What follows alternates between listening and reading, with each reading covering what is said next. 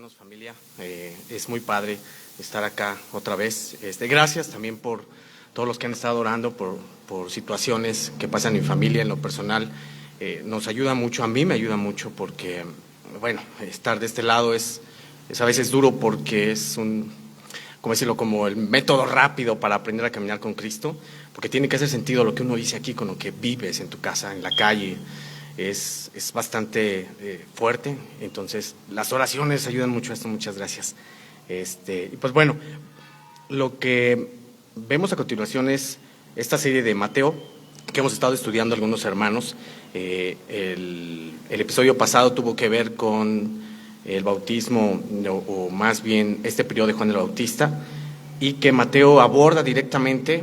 Como todos los evangelios, esta parte es algo que se menciona en los 4 evangelios, es el bautismo o la proclamación del heraldo de Cristo, que es Juan el Bautista, y el bautismo de Cristo, y es súper importante. Pero como hemos visto, y se los he comentado en la predicación anterior, cada evangelio tiene su aspecto, y el aspecto que tiene Mateo es presentar a Cristo como rey, ¿no? Entonces, algunos aspectos humanos que pueden ser clave para entender ciertas cosas del bautismo de Jesús no los ve Mateo, pero bueno, nos vamos a tener que apoyar para poder entender un poquito más, porque como este evangelio iba dirigido en gran cantidad a la dispersión judía que estaba en ese momento, necesitamos pensar como judíos para poder entender qué es lo que Mateo estaba diciendo, ¿va?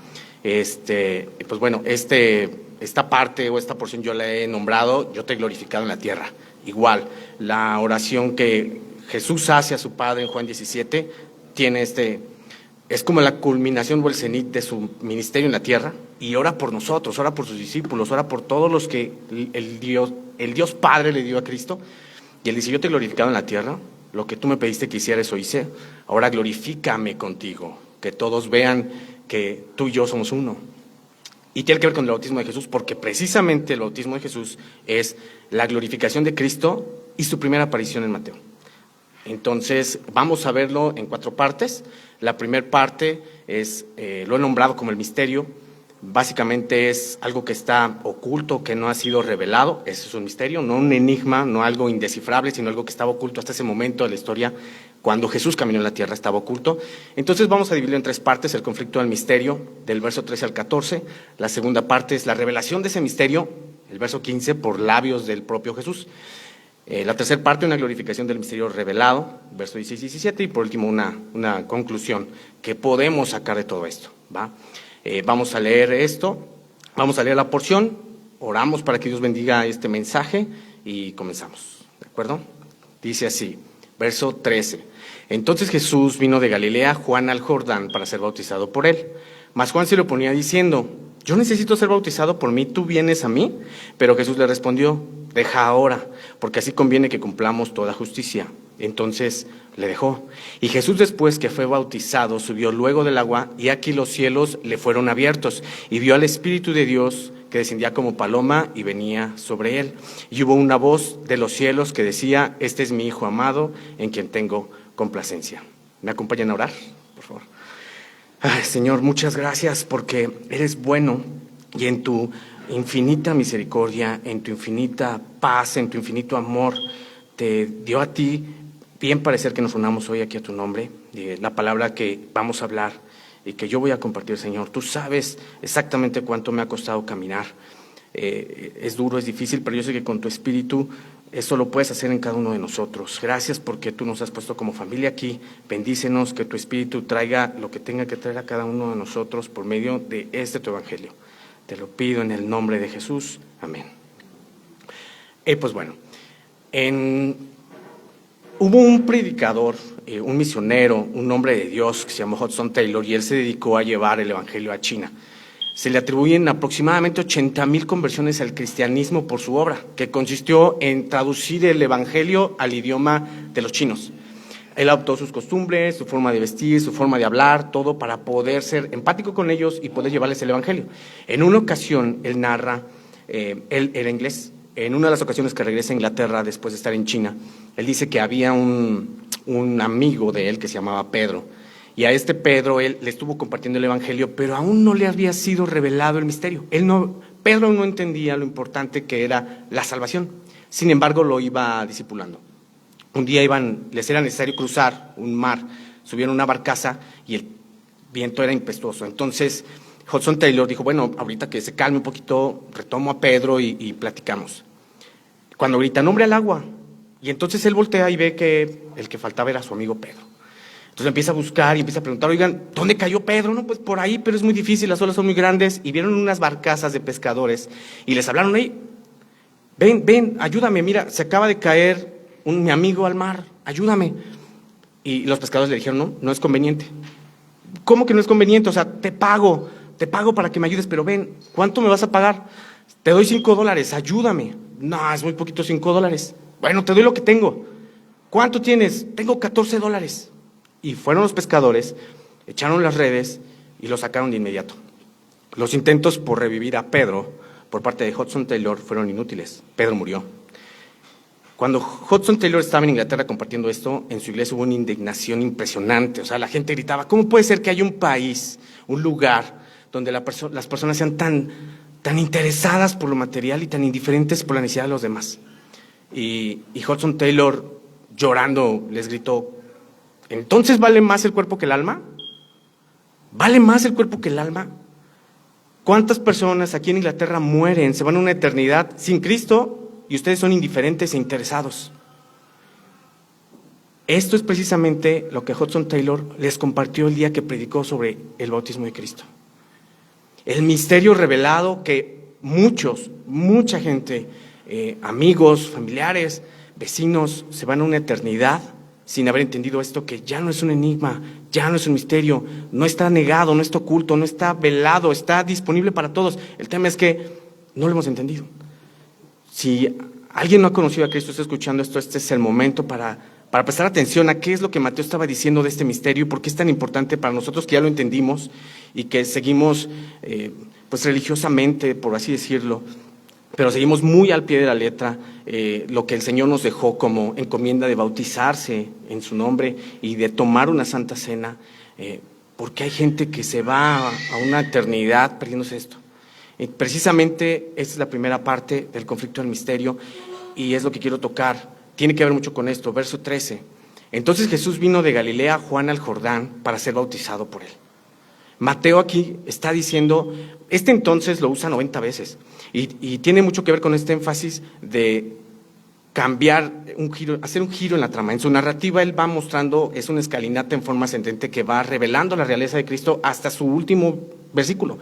Y dice, entonces, después de que Juan estaba bautizando, y no dice fechas, no dice exactamente un lugar, pero en ese momento en el que Juan ya había tocado a todos los maestros de la ley, a gran parte del pueblo, que ya les había dicho, arrepiéntanse, este es un bautismo para arrepentimiento, para salvación, en ese momento cúspide viene Jesús. Y esta es la primera mención que hace Mateo de Jesús después de su nacimiento, o sea, desde que fue llevado a Egipto y que regresa a vivir a Nazaret, desde ahí lo menciona. O sea, la infancia para Mateo y para el lector judío no era tan trascendental. Pero aquí Mateo incluye algo muy importante, porque dice que Jesús vino de Galilea. En otros evangelios se hace mucho énfasis en esta parte. ¿De qué parte de Galilea? Pues en Nazaret, porque es muy importante dar esos detalles humanos, pero para Mateo no, porque Mateo lo deja así como Galilea nada más, y tiene una importancia bastante fuerte. Para entenderla, pues hay que ver un poquito más lo que pasó antes. ¿Por qué Galilea? ¿Por qué Mateo es importante mencionar Galilea tal cual? Bueno, en la división del reino por el pecado de Salomón, el pecado del pueblo en el reinado de Salomón, Dios dividió el reino a la mitad, un reino del norte, un reino del sur, y ahí es quien lleva esta profecía a Jeroboam, el siervo de Salomón, para decirle, 10 tribus van a ser para ti, y ese va a ser el reino del norte. Aquí lo vemos en 1 Reyes 11:30-31. Le parte el manto que traía en 10 partes y se la da. Dice, por parte de Dios, el reino va a ser tuyo. Y aparte al reino del sur, que son 2 tribus, la tribu de Judá y la tribu de Benjamín, se las da al hijo de Salomón. Lo que busca Dios en este momento es dividir el reino por causa del pecado del mismo pueblo, como siendo clemente en, ok, te voy a castigar, pero todavía me voy a esperar, a ver si te arrepientes y me vuelves a buscar. Divide el reino y el reino del sur tiene una capital, que es Jerusalén. El reino del norte también, es Samaria. Y Samaria es una ciudad donde también se construye un templo y se le ofrece ahí una adoración a dioses paganos, también en Jerusalén, pero no tan rápido. Después de esto, cuando son entregados el reino del norte a los asirios y el reino del sur a los babilonios, regresan a reedificar el templo y los muros de la ciudad. Vemos en Esdras 12, y Nehemías también nos habla de esto, pero Esdras nos dice que así ha dicho Ciro el rey de Persia: Jehová el Dios de los cielos me ha dado todos los reinos de la tierra y me ha mandado que le edifiquemos casa en Jerusalén que está en Judá. O sea, Ciro mandó a la gente, y hay 2 libros que se encargan de esto, de narrarnos bíblicamente cómo se reconstruye el templo, cómo se reconstruyen los muros, pero fue en Jerusalén. Nadie regresa a Samaria, nadie regresa al reino del norte. De hecho, en todas las guerras macabeas y los registros que tenemos de ese periodo intertestamentario, fue una tierra de nadie. O sea, ahí llegaban tanto judíos como árabes, como hindúes. O sea, hubo una mezcla étnica impresionante, porque en esa tierra del norte fue abandonada. ¿Por qué? Pues porque como buscaban volcar de nuevo su corazón al Señor, este pueblo judío buscaba seguir la ley, y la ley era: construyeme un templo en el único lugar donde Dios lo permitió, que fue en Jerusalén. Por eso regresaron allí. ¿Qué tiene que ver esto con Galilea? Bueno, Samaria, Betel, Galilea, estaban en el norte. Fueron ciudades, pues no tenían el mismo, ¿cómo decirlo?, como este civismo nice que había en el sur. O sea, la capital era Jerusalén, todo lo demás era como fuchi. No, es que son del norte. De hecho, Juan menciona y hace énfasis en esto, en que samaritanos y judíos no se llevaban entre sí. ¿Se acuerdan? Cuando Jesús va al pozo en Samaria, era precisamente por esto, porque los samaritanos o la gente del sur no tenía acceso a la educación como tal. Las personas que vivían en el norte tenían como hijos que aprender el oficio de su papá y aprender la Torá, si el papá se la sabía. El Talmud, o sea, los profetas, los libros históricos, o sea, todo el Tanakh, que es el Antiguo Testamento, si el papá se lo sabía, se los enseñaba, pero si no, y el destino del hijo era medio aprender la Torá y el oficio del papá, y San se acabó. Y esa era la transmisión de la tradición. Y es importante porque Mateo les está diciendo, esa ciudad como fuchi para ustedes judíos, de ahí vino Jesús. Y tenemos mucho registro de eso. En Juan 7:41, cuando vieron a Jesús hacer todo lo que hacía, los prodigios, los milagros, cómo hablaba con autoridad, decían: este es el Cristo. Y otros decían: pero el Cristo iba a venir de Galilea. Y sabían muy bien, el Cristo iba a venir de Belén, iba a ser alguien poderoso, acá, influyente. Este cuate viene de Galilea. Era por su origen. Y los discípulos de Jesús, ¿recuerdan dónde los llamó? En el mar de Galilea. En el mar de Galilea, en Hechos, cuando viene el Espíritu Santo, también cuestionan esto por su origen. Decía la gente, y estaban atónitos y maravillados, diciendo: mirad, ¿no son galileos todos estos que hablan? Eran pescadores que decían: oye, si bien se sabe la ley, y hablaban con un denuedo, dice la palabra, impresionante. Hablaban hasta en idiomas diferentes al de ellos. ¿Por qué? Por su origen. Existía una discriminación por su origen, por ser de Galilea. Entonces, Juan aquí está dejando muy en claro, indirectamente, una citación de Isaías, que hablaba acerca del Mesías, que decía: el Mesías va a ser menospreciado. 53:3 en Isaías: despreciado y desechado entre los hombres, varón de dolores, experimentado en quebranto, y como que escondimos de él el rostro, fue menospreciado y no lo estimamos. Pues claro, es que pues no, Jesús no venía del TEC, no tenía doctorado en teología. ¿Cómo que este era un rabino? El Evangelio de Mateo se escribió 30, 40 años después de su resurrección. Y Mateo le está escribiendo esto a personas que estaban escuchando el Evangelio. Les dijo: esa persona que es el Hijo de Dios venía de Galilea. Sí, lo menospreciaron por su origen. Aquí es por su origen. Más adelante, él demuestra de una forma majestuosa cómo despreciamos a Jesús en ese momento en la historia, en toda su persona, en cómo vestía, cómo comía, dónde dormía, con quién se reunía. O sea, fue menospreciado, y aquí está diciendo, en su bautismo fue menospreciado por donde venía. Su primera aparición, Jesús vino de Galilea, es por eso que lo está mencionando Mateo. Ahora, Jesús, y nos sigue narrando que Jesús viene de Galilea y viene a Juan al Jordán. O sea, no da un lugar específico, pero sabemos que a donde estaba Juan en el Jordán, por otro registro en el Evangelio de Juan el discípulo, sabemos que él estaba en Betábara. Estaba en Betábara bautizando. Nos da 2 implicaciones muy, muy lógicas. O sea, aquí podemos deducir que estaba en Betábara, más o menos 40 kilómetros de Nazaret a este lugar. O sea, es como agárrate caminando de aquí a San Juan del Río. ¿Para qué? Tendrías que ir a hacer algo muy importante para caminar tanta distancia. Y otro es que el Jordán en esta altura geográfica tiene una anchura de 20 metros y una profundidad de 2 metros. en época donde no llueve. Es importante esto porque Jesús se sumergió en el agua. Ahorita no lo vamos a tocar, más adelante les voy a explicar por qué es importante esto, pero caminó bastante, o sea, fueron 40 kilómetros. No fue nada más porque, ahorita vengo, voy a la tienda y, mira, primo, ¿cómo estás? Te voy a saludar al Jordán, ¿qué estás haciendo? No, fue con un objetivo específico. Fue con un objetivo específico al Jordán, donde Juan estaba bautizando en el momento más alto de la actividad bautismal de Juan. Y fue específicamente para algo. Fue para ser bautizado por él. O sea, esto ya, a un judío ya le rompe la cabeza. ¿Por qué? ¿Te acuerdas de en qué consistía el bautismo de Juan? Lo vimos en el episodio anterior de la aplicación de esta serie con Sergio. El bautismo de Juan era un bautismo para arrepentimiento, no era para prosélitos. Es decir, si tú querías, te decían, oye, el camino para llegar al Dios único que es Israel, tienes que volverte judío y tenemos esta serie de ritos y parte de eso es que te bautices. Y Juan les dijo, no es, mi bautismo no es para eso, mi bautismo es para arrepentimiento. No voy a abundar mucho en ese tema porque lo vimos en la aplicación pasada. Si lo quieren ponerse al día, ahí están en la página de la iglesia. Pero en Mateo 3, 7, 9 dice que al ver muchos de los fariseos de los saduceos que venían al bautismo, les decía, generación de víboras, ¿quién nos enseñó a huir de la ira venidera? Hacer frutos dignos de arrepentimiento. No digan, a Abraham tenemos por padre. No importa si eres hijo de Abraham o nieto de Abraham, no importa tu pedigrí. O sea, aquí tú no vas a entrar al reino de los cielos si no te arrepientes. No es tu lazo sanguíneo, tu tribu. Eso les está diciendo Mateo a los maestros de la ley.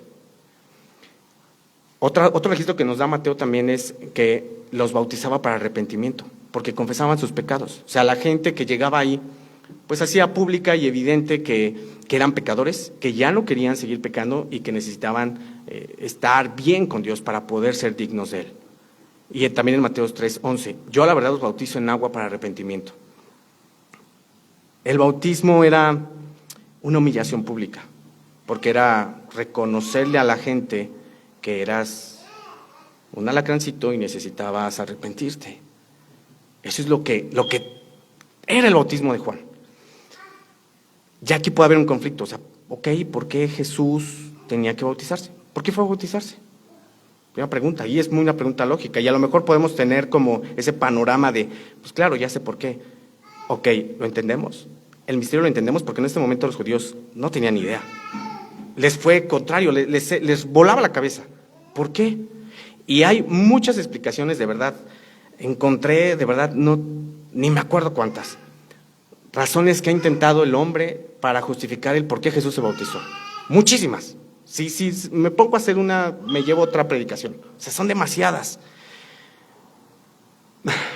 Pero las correctas son estas. Lucas 1:32 dice que Jesucristo es hijo de Dios, o sea, nació siendo hijo de Dios, será grande y será llamado hijo del Altísimo. Para ser hijo de Dios, pues tuvo que haber sido impecable, sin pecado, y así nació, así fue concebido por el Espíritu Santo, o sea, él fue concebido sin pecado.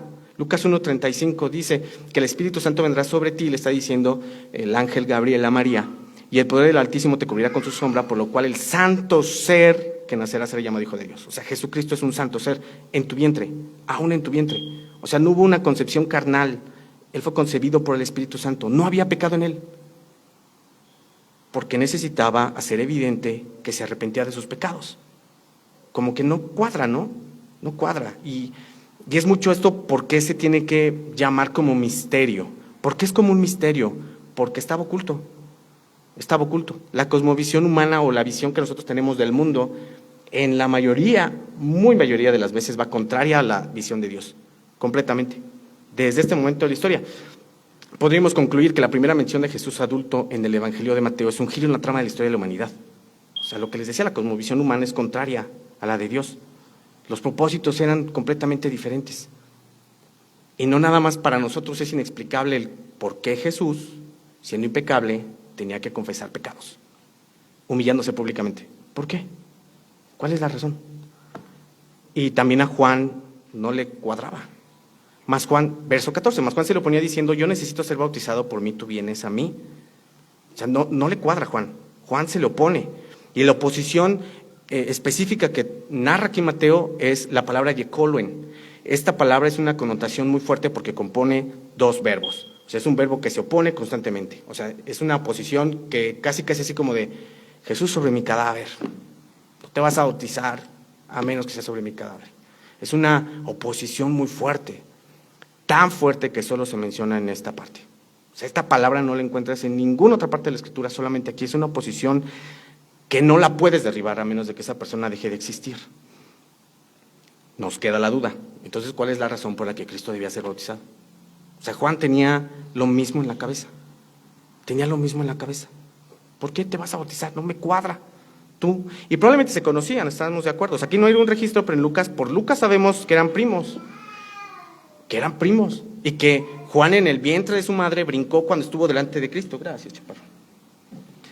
Sabemos que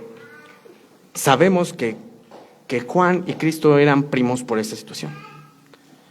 Y sabemos que probablemente se conocían, que lo había visto caminar, actuar, sabía cómo era Cristo. Y le brinca: ¿por qué te quieres bautizar, Jesús? A ver, ese hello, ¿qué? ¿Cómo que te quieres bautizar? Y todavía le da una explicación, o sea, le dice: yo necesito ser bautizado por ti, ¿tú vienes a mí? O sea, el que necesita de tus servicios soy yo, no tú a mí. O sea, es al revés. Es al revés, y no es una posición como la de Pedro, de no me laves los pies, maestro, o no te acontezca esto. No, esta es una posición única, porque aquí sí tiene razón. Aquí tiene razón. O sea, el que Pedro le haya impedido a Jesús: lávame los pies, no tenía motivo de hacerlo. Y sabemos por qué. O sea, ya llevaban tiempo caminando juntos. Aquí, a pesar de que no lo sabemos cuánto tiempo tenían conociéndose, creemos que ya se conocían, pero sabemos que se le está poniendo con una justa razón: yo necesito ser bautizado por ti. Y es cierto, necesitas ser bautizado por él. ¿Y tú vienes a mí? Y para entender un poquito más este tema de Juan y la importancia y la contundencia que tiene esto, las credenciales de Juan son estas. Juan el Bautista es hijo de un sacerdote, de Zacarías, de los sacerdotes principales. De hecho, estaban ofreciendo, cuando a él le habló el Espíritu, que vas a tener un hijo. ¿No me crees? Te vas a quedar mudo. Sus padres eran justos y irreprensibles, o sea, no había nada que reprocharles a sus papás. Era Elizabeth y Zacarías. Eran irreprochables. Venía de buena familia, por así decirlo. Su nombre se lo puso el ángel Gabriel. O sea, nada que, nací el día de San Pomodoro y me llamo Pomodoro. No, tu nombre te lo puso el ángel Gabriel. O sea, tienes un nombre que te vino del cielo. Otra cosa, fue lleno del Espíritu Santo desde el vientre de su madre. Ahí lo vemos en Lucas 1:15, por si lo dudan, ahí lo pueden checar. Tuvo el mismo poder y espíritu que Elías. O sea, el profeta más grande que pudieran pensar los judíos que había existido. Dice la palabra que Juan tenía el mismo espíritu y el poder. Y todavía Jesús menciona algo de Juan, ahí mismo en Mateo. Dice que de los que nacen de mujer no hubo hombre más grande que él. ¿Que quién él? Que Juan. De los que nacen de mujer no hubo un hombre más grande que Juan. No, Moisés, ok. Jesús dice que Juan el Bautista. No, que Elías, ok. Jesús dice que fue Juan el Bautista. No hay más. Y este hombre le está diciendo a Jesús: yo necesito ser bautizado por ti, ¿tú vienes por mí? O sea, a mí mi nombre no me lo puso el ángel Gabriel, o sea, no, o sea, jamás. Y Jesús, dudo mucho que pueda decir eso, que el hombre más grande. Y la verdad es que yo no le diría a Cristo eso.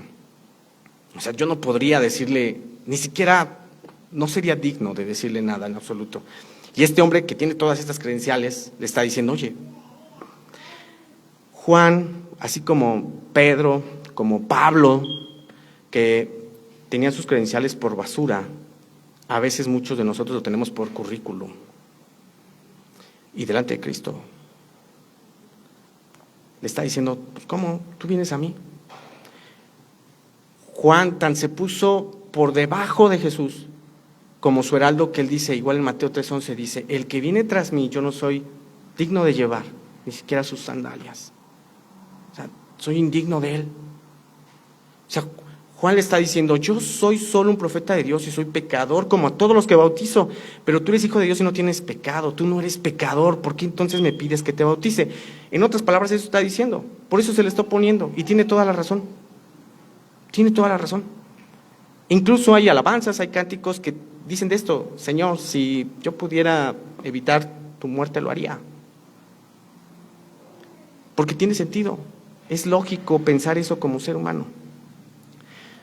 Y podemos entender entonces esto: ok, Cristo fue a pedir un bautismo, una humillación pública sin ser pecador. Juan se lo opone. nosotros dónde estamos, cuál es nuestra parte con Cristo, o sea, nosotros, ¿qué show? ¿O cuál es el mérito? ¿Por qué es tan importante esto para nosotros? Y podemos concluir que en la misma forma que a Juan el Bautista, Dios nos da la libertad de oponernos a su voluntad. Porque en esa misma libertad, por los argumentos correctos, aunque tengamos la razón, Él nos espera con los brazos abiertos. Y mira, yo sé, es muy fácil oponernos a su voluntad. Y a veces tenemos razón. A veces tenemos razón. No queremos que un ser querido muera, que nuestros hijos no conozcan del Señor. Y nos oponemos a que Él está haciendo lo que está haciendo. No estamos de acuerdo. Y aún así Él es paciente y es amoroso con nosotros. Él llora por nosotros. Lo vemos, no sé, Jesús lloró, y es mencionado que Jesús llora en la tumba de Lázaro. O sea, Jesús sabía que iba a ir con Lázaro a resucitarlo. ¿Por qué lloró? O sea, Él sabía que iba a revivir. ¿Por qué? Lloró porque vio a Marta y María llorar por su hermano. Y Él acompañó a sus hermanas, a sus amigas de Jesús y a las hermanas de Lázaro en dolor. No nos gusta la voluntad de Dios en muchas formas. No. Pero ese amor paciente con el que estamos acompañándonos, con Él, es el mismo amor con el que nos espera de vuelta. Así es tan impresionantemente grande el amor por Dios. Y si esto no nos seduce, no sé qué lo va a hacer. No sé qué lo va a hacer. Y nos lleva a la segunda parte de este sermón. Tiene que ver con la revelación del misterio. Que hasta ahorita ya vimos que algo como que no cuadra, como que no tiene sentido. Ya sabemos que ya pasó, ya sabemos que sucedió, ya sabemos cuál es el final de la historia. Pero el misterio sigue siendo incomprensible para el ser humano. No lo entendemos. Bueno, hay una revelación y viene de labios de Jesús. Verso 15, pero Jesús le respondió: deja ahora, porque así conviene que cumplamos toda justicia. Y entonces le dejó. Nos deja, creo que en las mismas, ¿no? Pero Jesús le respondió: deja ahora. Y muchos dicen que Jesús tenía tal poder, porque hay un registro también en Juan donde él dice: ¿a quién buscan? Y cuando dice eso, caen todos los que lo iban a apresar al suelo. O sea, como con poderes, como que echa poderes, ¿no? Tiene poder en su palabra, Él es el verbo encarnado. Dicen que esta parte es ese poder que le dijo: hey, deja ahora, Juan. Podría ser, pero gramáticamente no es eso. Gramáticamente, la palabra que aquí se usa es apiemi, que es más bien como: oye, dame chance, permítelo. O sea, el pero Jesús en nuestro idioma, en el griego original, es algo así como: tienes razón, Juan, lo que dices es cierto, es correcto, pero permítelo. Es algo así como, en otras palabras, tienes razón en lo que dices, pero esto debe pasar. O sea, si fuera un examen te doy 10, pero me tienes que bautizar. Me tienes que bautizar. Y todavía le da una explicación. O sea, Jesús le dice: tienes razón, dame chance.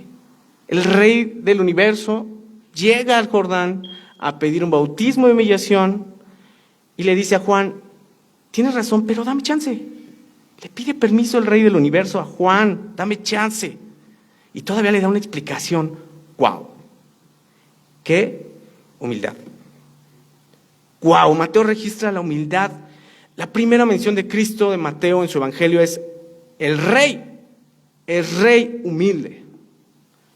Y le da una explicación, porque así conviene que cumplamos toda justicia. Y es un conflicto. ¿Dónde está la justicia en eso?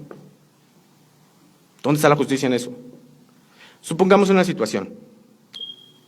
Tocamos madera, pero en tu casa, tocamos madera. En tu casa se mete alguien en la noche a robar, causa daño a tus bienes, a tu familia, y se escapa. Y lo agarran allá afuera y lo llevan a juicio. Y en el juicio hay un juez. Y el juez le dice: eres culpable, vas a estar cadena perpetua en la cárcel. ¿Qué diríamos de ese juez? Que es un juez justo, ¿no? Bien, juez. Pero si dice el juez: espérame, ladrón, hijo, ven, tú eres el que va a pagar la condena de este cuate. ¿Qué dirías de ese juez? Y el hijo todavía, imagínate que el hijo dice: es que esto es necesario porque tenemos que cumplir justicia. ¿Qué?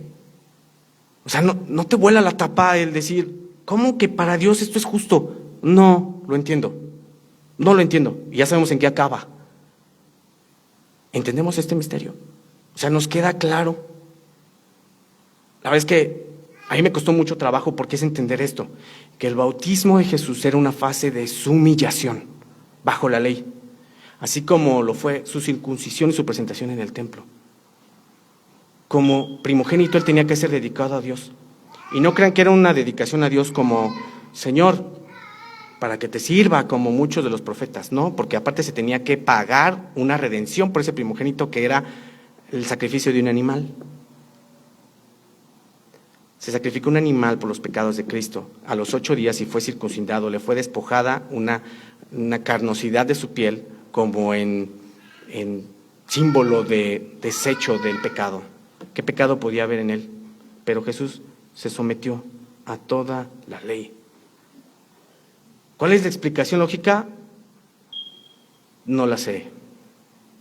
Esto es ilógico. Es ilógico. ¿La justicia de Dios en qué consiste? En esto. La cantidad de pecado que pueda... Piensen en esto. Desde que existe el ser humano, desde hace miles de millones de años, no son miles, son millones de años, desde hace millones de años que existe el ser humano, multiplícalo por la cantidad de años que viven todos los seres humanos y toda la maldad que han hecho o que hemos hecho hasta el día de hoy. Ponlos en una balanza y pon la creación, pon las galaxias, pon los planetas, pon todo en un lado de la balanza. La justicia de Dios es poner a Cristo del otro lado. Así de valioso es Cristo. Así de valioso y tan grande. ¿Sabes por qué es justo? Creo firmemente que la justicia de Dios consiste en que la maldad del pecado solo la puede pagar Cristo. Podríamos estar toda la eternidad pagando nuestros pecados y jamás satisfaceríamos la ira de Dios. Jamás. Solo Cristo es el peso que contrarresta toda la maldad de su creación. A la iglesia más fiel, Pablo le escribe, el cual siendo en forma de Dios, no estimó el ser igual a Dios como cosa que aferrarse, sino que se despojó a sí mismo, tomando forma de siervo, hecho semejante a los hombres, y estando en la condición de hombre, se humilló a sí mismo, haciéndose obediente hasta la muerte, y muerte de cruz, por lo cual Dios lo exaltó hasta lo sumo, y le dio un nombre que es sobre todo nombre, para que en el nombre de Jesús se doble toda rodilla de los que están en los cielos y en la tierra y debajo de la tierra, y toda lengua confiese que Jesucristo es el Señor, para la gloria de Dios el Padre. Así. Y por eso fue el bautismo de Jesús. Y fue tan contundente esto que Juan le dejó. Porque Juan entendía, no lo sabemos, pero entendía que la justicia de Dios va por encima de las razones más correctas que Juan pueda tener. Por encima. Jesús dijo de su bautismo, de un bautismo tengo que ser bautizado y cómo me angustio hasta que se cumpla. Hablaba de su crucifixión, de su muerte. El bautismo de Cristo es una sombra del Calvario de la cruz, porque Él se sumergió, se metió, fue una inmersión en muerte, llevando una vida justa y pagando un precio. Jesús vivió la vida que debemos vivir tú y yo, y pagó la deuda que tú y yo no podemos pagar. Por lo tanto, en fe recibimos esta doble imputación. ¿Cuál es la doble imputación? Que vivimos justamente sin vivirla y que no tenemos que pagar una deuda que deberíamos. En consecuencia, ¿qué tendríamos que hacer? Llevar una vida en adoración a Dios. Es lo lógico. Pues es el resultado de entender esto. Esta es la revelación del misterio. Ya no está oculto para nosotros. En este momento Mateo escribió un evangelio para decirle a los judíos, esta es la razón por la que Jesús fue quien fue. Y tenía que venir de Galilea, tenía que ser impecable, tenía que llevar esa vida y morir de esa forma porque así nosotros seríamos beneficiados. ¿Y qué es lo único que tenemos que hacer en fe? Creer en Él. Y todavía esta porción habla, y me encanta porque si Mateo lo deja ahí, súper bien, me queda claro, porque lo que sigue es que Jesús es llevado al desierto. Y dices, claro, pues es guiado porque en el Pentateuco la ley decía que el sacrificio por el cual todos los pecados del pueblo iba a pagar, después era echado al desierto a morir. Ok, entendemos, sí, Cristo se bautiza y pues es lógico que vaya al desierto, pero no lo deja ahí, no lo deja ahí, porque nos habla de que esta revelación del misterio es una glorificación a Dios. O sea, el que el Señor nos haya revelado esto ahora a nosotros es para glorificarlo a Él. Y lo vemos solamente en 2 versos. Verso 16, y Jesús después que fue bautizado, subió luego del agua y aquí los cielos le fueron abiertos y vio el Espíritu de Dios que descendía como paloma y venía sobre Él.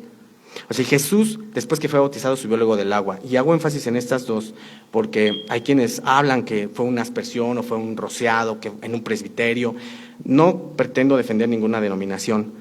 El punto es que aquí bíblicamente nos está diciendo que fue bautizado y que subió del agua, o sea que se metió, porque la palabra que se utiliza es baptizo, no es una traducción, es una transliteración.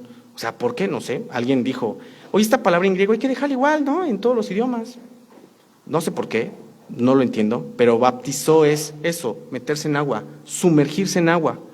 Lo podemos entender porque bautizo se lee en varias partes del Evangelio, por ejemplo aquí en Lucas, ¿se acuerdan de el rico y Lázaro?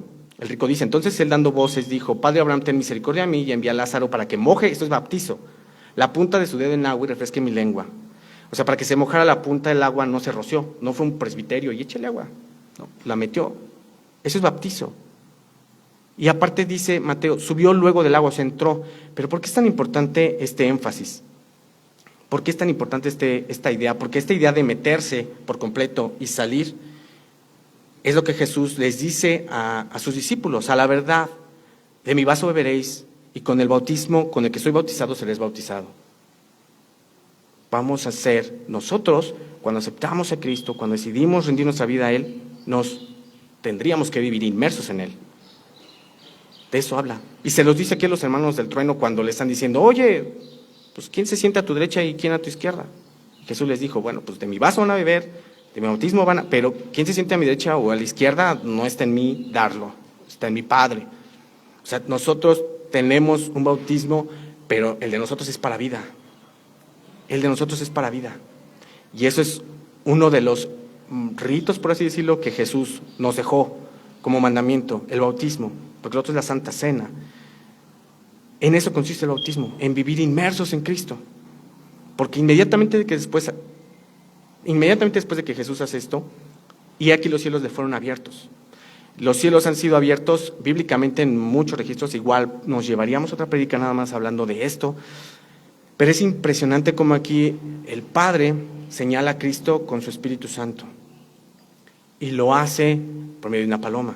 Digo, el Espíritu Santo no es corpóreo, es omnipresente y no lo vemos, porque no es corpóreo, pero porque se materializó en una paloma. ¿Cuál era el sacrificio que ofrecían los judíos en el templo como redención? Gratuitamente, la paloma. Era una paloma. Lo señala como diciendo, este es mi hijo, el sacrificio gratuito.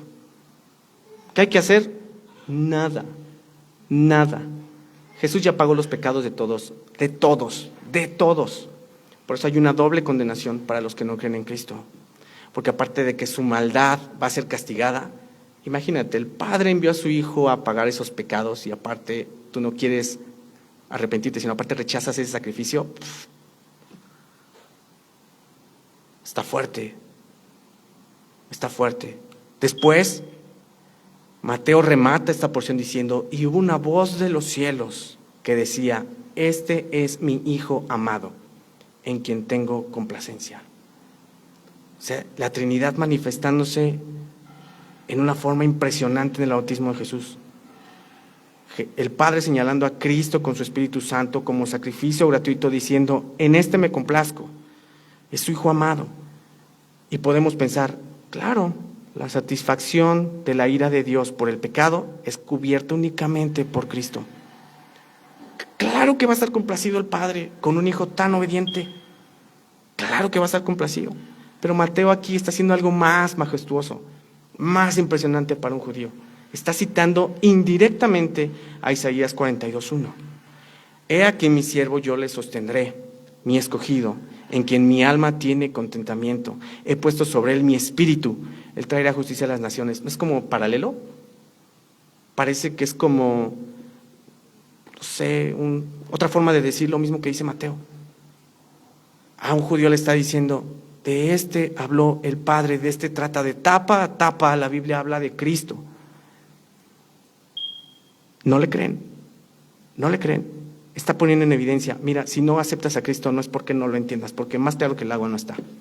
Es porque no quieres, porque no te conviene, porque pues yo quiero seguir viviendo mi vida sin rendirle cuentas a nadie.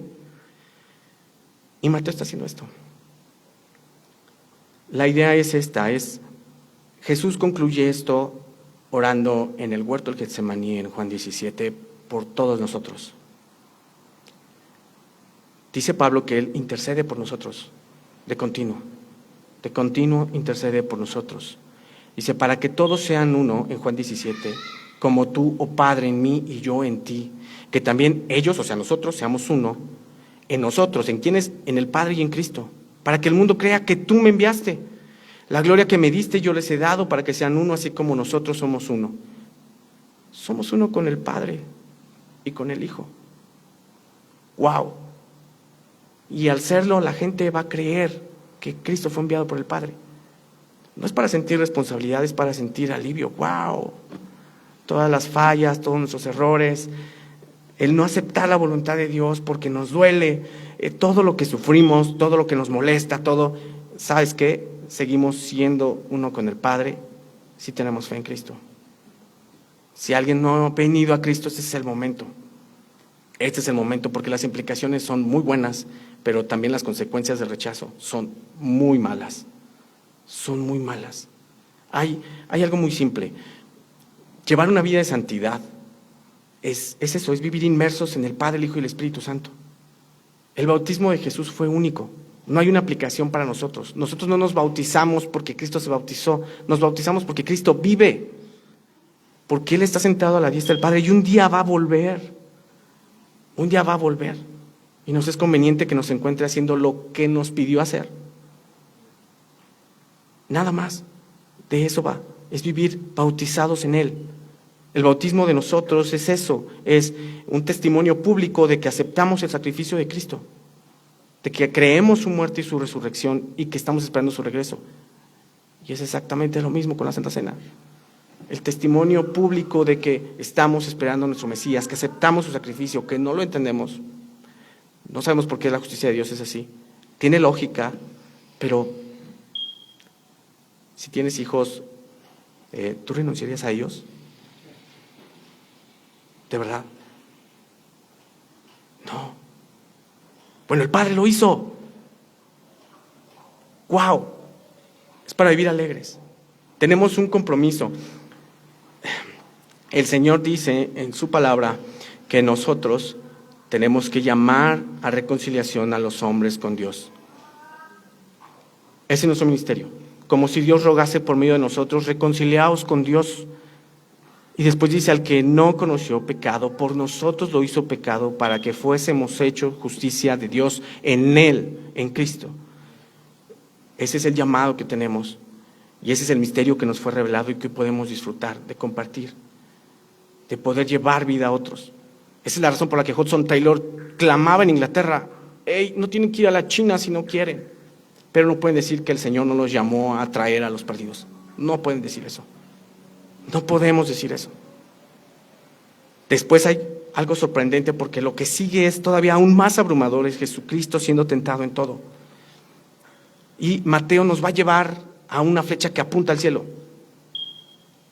Lo primero que tenemos que entender es esto, que el misterio ya nos fue revelado y que en la mansedumbre de Cristo, llevando su yugo que es ligero y que su carga es fácil, podemos caminar con Él. ¿De acuerdo? Y es un buen momento para poder reflexionar en su sacrificio, poder meditar si en verdad lo aceptamos, porque el día de hoy vamos a manifestar entre nosotros públicamente que aceptamos su sacrificio. Así que creo que es un buen momento para ponernos a cuentas con Dios, reconciliarnos con Él, porque la tarea aún no termina. Vamos a orar. Señor, te agradezco tanto por tu palabra, porque no hay persecución, no hay nada que nos impida hacerlo, y sin embargo a veces no lo hacemos, Dios. A veces ni siquiera lo creemos y a pesar de eso nosotros queremos solucionar todo en nuestras formas, en nuestros medios y nos olvidamos de ti. Y a veces no entendemos tu voluntad y nos oponemos, pero es cierto que tampoco entendemos cómo puede ser que tú, siendo tan bueno, seas tan clemente con nosotros. Y por eso creemos que hay gente que no te conoce. Creemos y sabemos que hay personas que no han venido a ti, que este misterio no les ha sido revelado. Te pido por ellos, por los amigos, por los familiares, por los vecinos, por hermanos también, por hijos. Te pido por todos ellos, Señor, para que su alma sea seducida por tus lazos de amor y te encuentren a ti, que eres la única satisfacción del ser humano. En este día que hoy vamos a hacer público de nueva cuenta que aceptamos tu sacrificio, trae a esta iglesia la convicción de nuestro pecado, que nos lavemos en ti de ese pecado y que renunciemos a él para glorificarte en todos los días de nuestra vida. Te alabamos, Señor. Gracias por este tiempo. En el nombre de Jesús. Amén. Gracias.